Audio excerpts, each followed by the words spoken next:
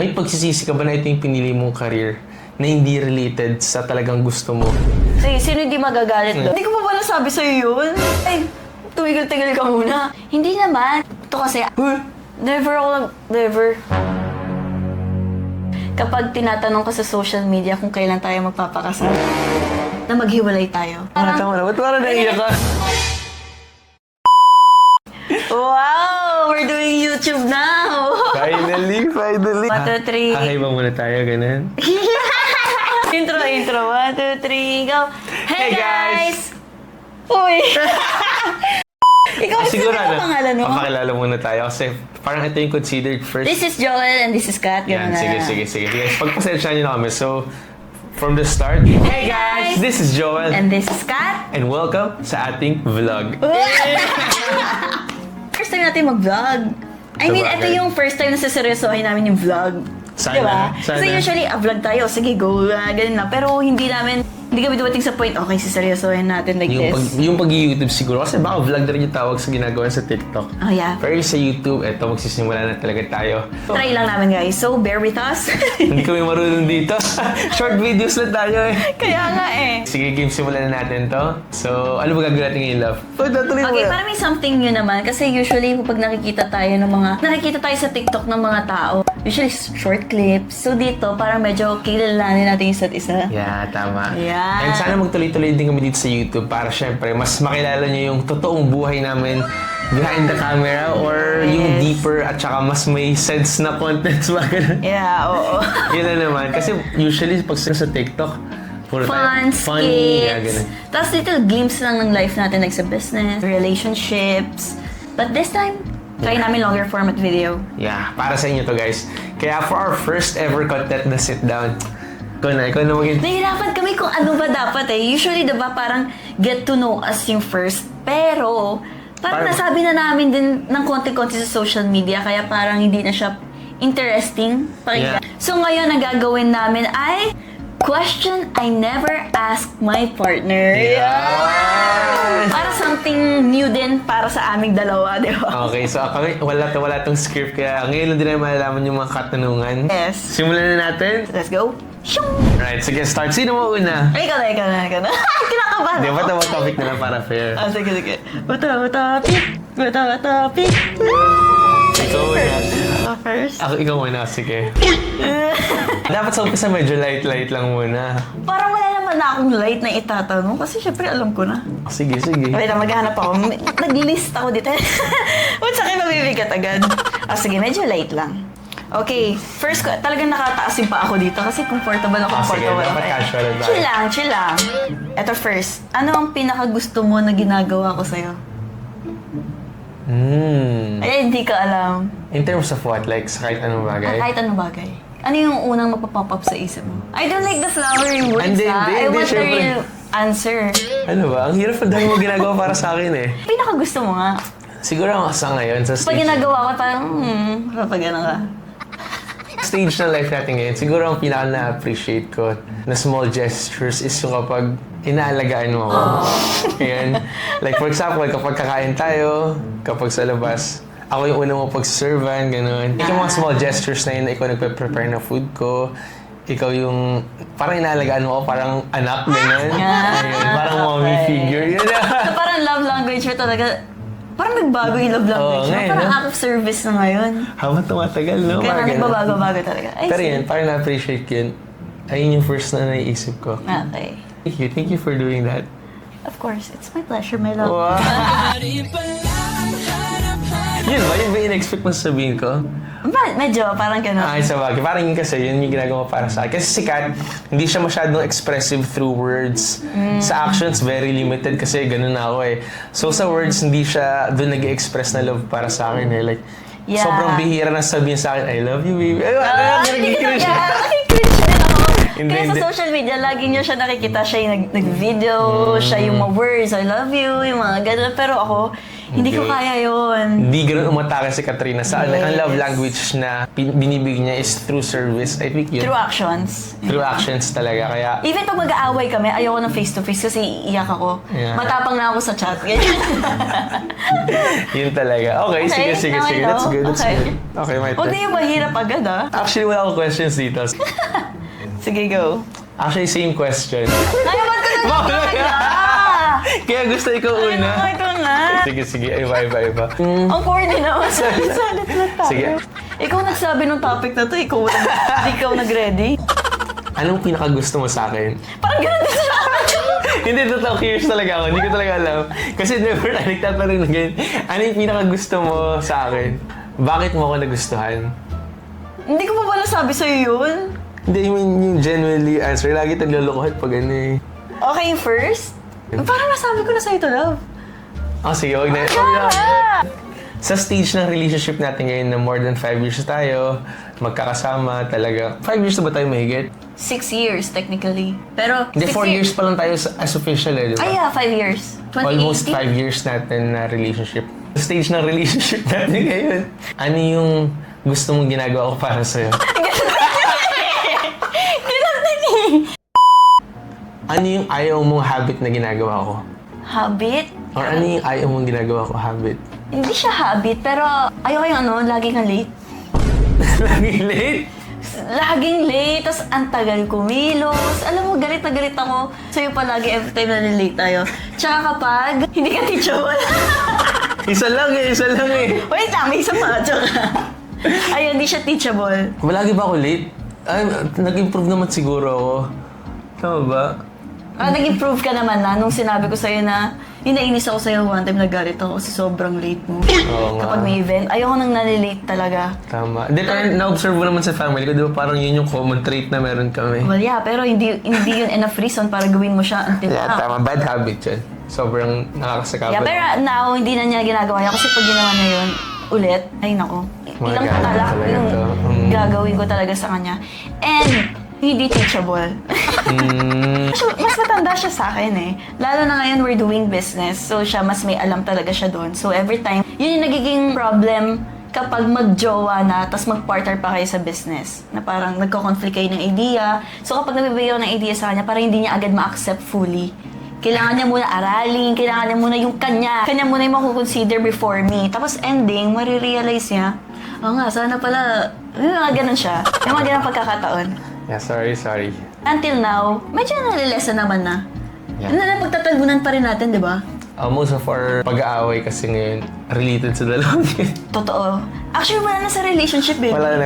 Ano na lang, about sa business lang talaga. Okay, And sige. late. Okay, tama na yun. Masyado na. Parang marami na. Okay na, masakit na. Okay. Hindi na tayo sa medyo mabigat-bigat. Hero pala na itong content na to. Siguro mag-TikTok na lang tayo. Ito pa kakasiro na rin siya natin. Sige. Okay, next. Ano ang gusto mong baguhin sa akin? Baguhin? Yeah. Ugali, kahit ano.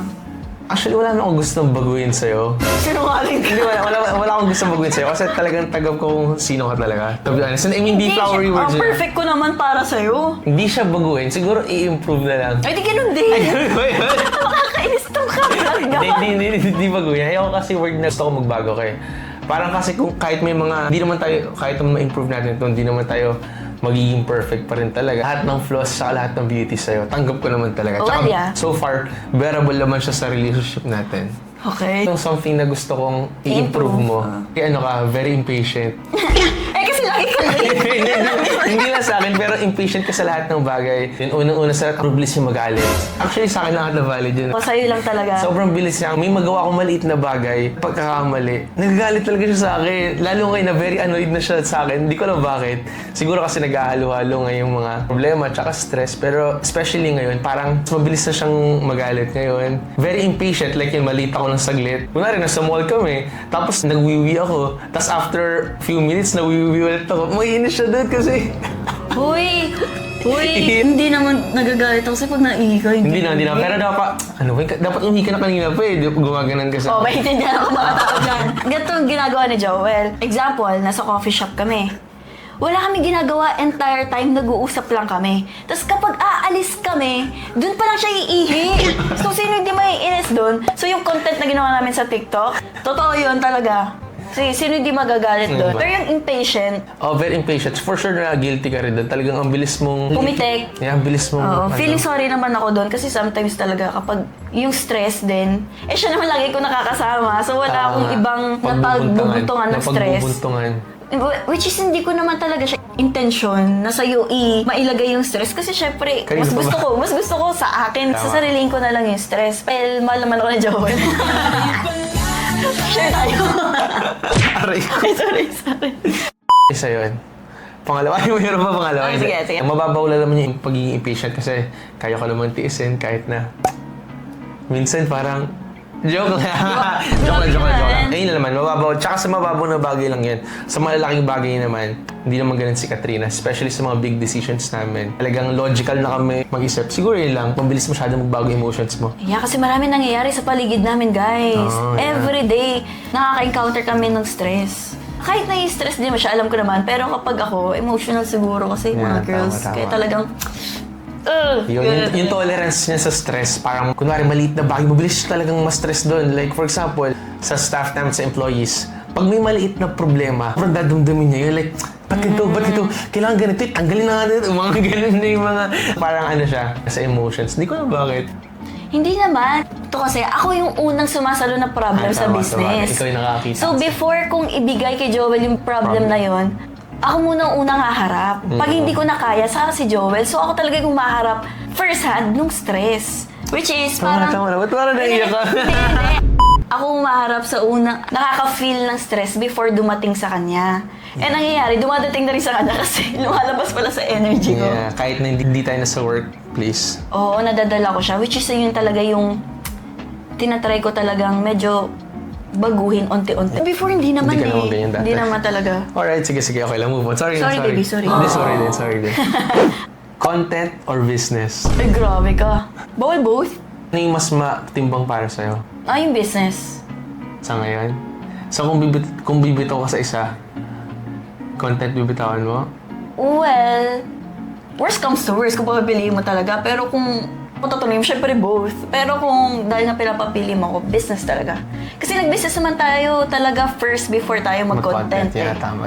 So, yun talaga. Nauna tayo na mold sa business kaysa pagiging content creator. Kasi yung pagiging content creator, parang accidentally lang namin siya na-discover na hindi namin alam. May ganito palang mundo. Yeah, Diba? tama. Kaya, business. That's good. Dahil pala hinarapan ko yung tanong ko. Naman? Hindi, pero pareho kasi mahalaga sa atin yun, di ba? Pero tama nga, no? Like every time na may rush na kailangan tayong gawin for business, kaya natin bitawan kahit ano. Yes, kaya minsan hindi talaga kami nakakapag-content dahil yun, focus talaga kami sa business. Lalo na ngayon, medyo lumalaki na ang the crunch. Yes. Medyo lumalaki na rin yung stress. Yun din actually napansin ko sa mga content creator na nag-business. Nag-start silang, dami nilang contents. Biglang dahil nung nag-business sila, parang nag-lie low sila sa ano. Which is given naman talaga. Kaya kami, hanggat maaari, pinipilit namin na may schedule talaga kami for content. Yes. Like once a week, di ba? Yun yung focus namin. Kahit anong mangyari, may once a week kami na for content lang talaga. Kaya, ayun, sana hindi mawala. Ayoko rin mawala itong content. Oo naman. Sobrang, ito yung natin, ito yung happy time natin, di ba? Yes, totoo naman. Every time Which is minsan nagiging work na rin for us. Tama. Di ba? Kaya minsan din na namin din ma-handle ng maayos. Kaya minsan talagang, Ay, nakalili dyan. Copyright. Ay, sorry. Next, ako na. Ito medyo mahirap-hirap na. Nagsisisi ka ba na ako ang naging first girlfriend mo? Uy, parang nakakapa naman. Hindi. Siyempre hindi. Ba't ako nagsisisi? Hindi ako nagsisisi. Thankful ako na ikaw yung naging first ko. Okay. Ako to yung first niya. Sa mga babaeng naka-ano ni Joel, comment down below. Yeah, officially, naman tinatanggihan na may mga... Ka-MU. Yun, yung mga little talks, mga sweet, mga ganun-ganun. Ba't nag-explain bigla kasi mama yung Joke lang. Hindi naman. sinasabi Pero yung ko sa'yo, official girlfriend talaga na sinagot mo ko. Tapos meron tayong monthsary. Yeah, ikaw first. So, Hindi hindi ako nagsisisi, grabe. Ano ko ba? Sobrang thankful ako. Yun naman lagi ko ina-express sa'yo. Ay, dapat lang. Tapos, alam mo naman, sino yung mas madalas nakakalimot sa atin ng monthsary? Ako. Oo, di ba? Sure. Oy, bakit? First boyfriend din naman kita. So, quits. Yeah, tama. Hindi ako nagsisisi, love. Sobrang thankful ako. Like, Buto wala na akong ibang mahiling pa. Dapat lang. Ay, dyan hindi. May question din ako. Career-based din to. So, alam naman natin si Kat kasi ang tinake niya sa college is psychology. Tama ba? Psychology. Pero, ang ginawa niyang path after niyang graduate is yung ginagawa ko, which is business. Then, pumasok yung content. May pinagsisisihan ka ba na ito yung pinili natin or pinili mong life? Or may pagsisisi ka ba na ito yung pinili mong career na hindi related sa talagang gusto mo? Na hindi related dun sa profession na gusto ko. Oo, yun. Actually, hindi naman nagsisisi. Kasi pwede ko pa naman gawin talaga yung profession ko anytime naman eh. Sadyang parang kailangan din ako sa business ngayon, kaya ito yung ginagawa ko sa ngayon. Hindi ako nagsisisi na ito yung ginagawa ko ngayon sa pagbi-business. Kasi in a way, nagagawa ko pa rin yung... Na-apply mo pa rin yung mga Na-apply pa rin yung mga pinag-aralan ko like sa mga tao, Yeah, tama. how to manage people, yung mga ganun. Pero kasi, sa BSI, gusto ko pa siya i-next level. Well, sa mga hindi nakakaalam, registered psychometrician na po ako. Amazing! After nun, dapat talaga may gusto pa ako i-pursue. Pero, doon nag-boom din yung business. Na parang, okay, siguro, baka ito yung will din sa akin ni Lord na dito muna ako sa business. Tulungan ko rin si Jowa, tulungan ko rin. Yung family business talaga din. Yeah, technically, family business siya. Yeah, matulungan yung family business din namin. Hindi ako nagsisisi. Wala namang regrets. Kasi, kaya ko siya gawin after business kapag stable na yung business. Alright. So, gagawin mo pa rin siya in the near future. Yeah, gusto ko. Yeah, Gusto ko yung course ko. Tama. Alam mo naman yan eh, di ba? Tapos ako support ako, like, kung gusto mo gawin yan. Yeah, gusto ko pa rin ano yun, ayoko na sabihin yung plano na yun. Yes, tama. And ito yung question na parang kung ano yung opportunity na sa harap mo, di ba? Oo. Parang, bibitaw mo ba ito opportunity na to para sa bagay na gusto mo? So, parang ganun, di ba? Minsan, sinasabi nga, di ba, sa mga movies, lintik na passion yan, di ba? Mapapakain mo tayo ng passion mo. Parang ganun. So, sa ngayon talaga, ang opportunity na sa harap natin is ito eh. Di ba? Oo, totoo naman. Kaya sobrang na-appreciate ko din si Kat doon. Na parang willing siyang i-set aside muna yung talagang gusto niyang gawin tsaka yung talagang in-aspire niya nung hindi niya pa ako nakikilala. Dahil nandito yung opportunity na ito yung kailangan namin pagtulungan talaga. Dito yung ano ngayon eh. Kumbaga parang... Andito yung money. Bukod sa money, andito yung money, andito rin yung opportunity na mag-business kami. Pero hindi ko naman siya sinet aside din. Siguro, sinet aside ko siya later. Kasi pag may negative connotation, pag sinet aside yung term na ginamit mo, parang hindi mo pinarioritize yung gusto mo dahil nandito yung opportunity na to. Parang hindi ganun yung perspective ko. Parang ang akin, nagustuhan ko na rin yung journey ng pagbe-business. Yes, so parang yes. ako, willing ako i-set aside siya kasi masaya naman ako dito. Yeah. Tapos, after ma-fulfill ako sa business, pwede ko na i-fulfill yung talagang, yung pagiging psychometrician or next plan, yeah. Next plan. Ayaw pa diba? disclose ni Katrina. Tama. We'll never know. Basta ako masaya ako na sa business ako ngayon. Alright, that's good to know. And sa pagiging content creator. Yes. Wala ko nagsisiyan. Good job. Maganda na question na yan. This is my last question for you, my love.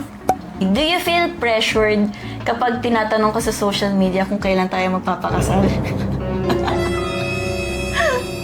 Ayan, every time magpo-post kami na TikTok video, always may comment, kailan kayo magpapakasal, kailan kayo magpo-propose, kailan kayo magkakaanak. Nasa inyo naman ang lahat, bakit hindi nyo pa i-pursue yung mga ganun? Right. Napi-pressure ka ba sa mga ganun? Actually, hindi eh. Hindi ako na-pressure. Especially sa comment section na. Kasi kahit yung first ever video natin, hindi pa nila tayo kilala. Nagad yung mga comments, di ba? Totoo ba? Like, when ang kasal, mga ganun. Siguro pa isa-isa before, pero ngayon kasi sobrang dalas, di ba? Yeah, tama. Kahit sa personal, may nagsasabi ng mga ganun. Siguro kasi ako yung klase ng tao talaga na alam ko na yung mga bagay na gusto ko talaga. Like sa akin, nakaplano na. Kumbaga parang ganun. So ngayon, hindi siya it's a matter of pressure. It's a matter of, it's a matter of timing na lang. Siyempre, dahil sayang naman lahat ng itong ginagawa natin kung wala naman talaga tayong plano mag-move up sa next level. So, hindi ako nabe-pressure. Pero, somehow, ayoko ba sabihin? Ayoko ba i-disclose yung mga plano? Ano ka ba? Ha? Yun nga tanong ko eh. Ay, hindi daw nabe-pressure. Na-excite ako. Ba't ka na pala excited? Hindi na-excite ako. Sa'yo ka ako propose.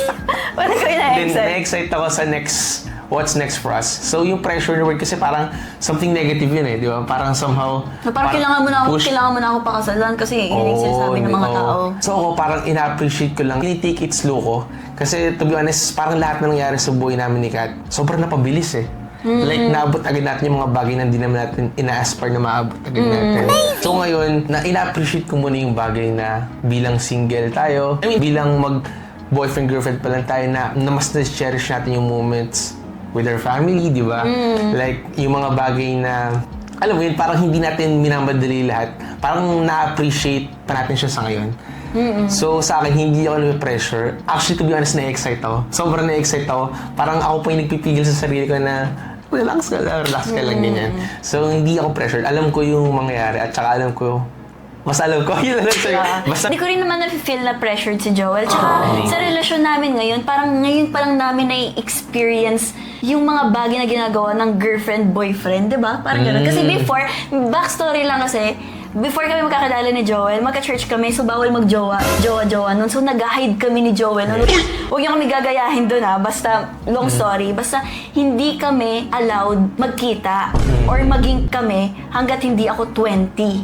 20 years old, yeah. 20 years old. So parang yung time na yun, sinasabi namin, grabe, pag naligal tayo sa mundo talaga, parang ipagsisigawan natin sa buong mundo na parang kaming dalawa na talaga. Yeah, so parang ngayon pa lang nangyayari yun sa social media.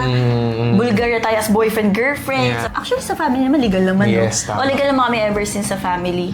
Social media hindi kasi nag-hide kami sa church before. Yeah, yun yung yung parang mga videos na nag-trend sa amin, yung mga ligaw stage. Like 1 year ako nagliligaw. Yeah. And then after nun, kahit na naging kami na, parang hindi siya totally naging bulgar agad di ba? Yes, kasi So, takot may certain fear na parang baka i-judge kami ng mga tao kasi kami na. Parang Yung gano'n. Yeah. Yan, na-enjoy pa namin sa ngayon. Pag iniisip ka namin nagkasal, tatawa kami, di ba? Oo, Kasi tatawa parang, kami.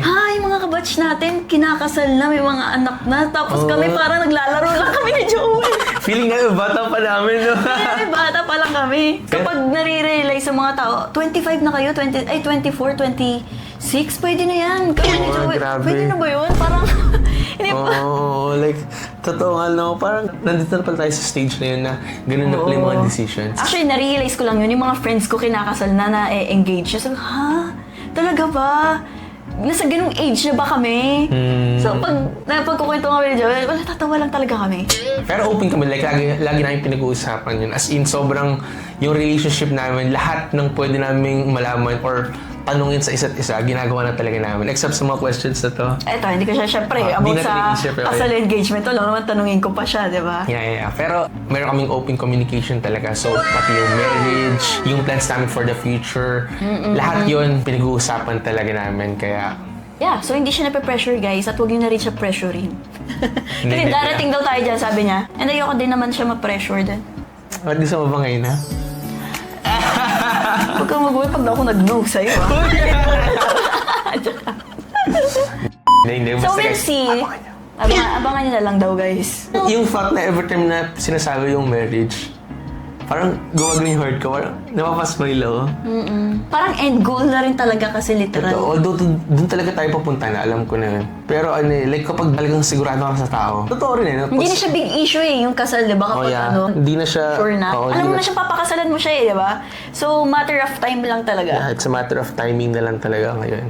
Sabi nga nito noon, after ko gumraduate, magpo-propose na daw siya sa akin eh.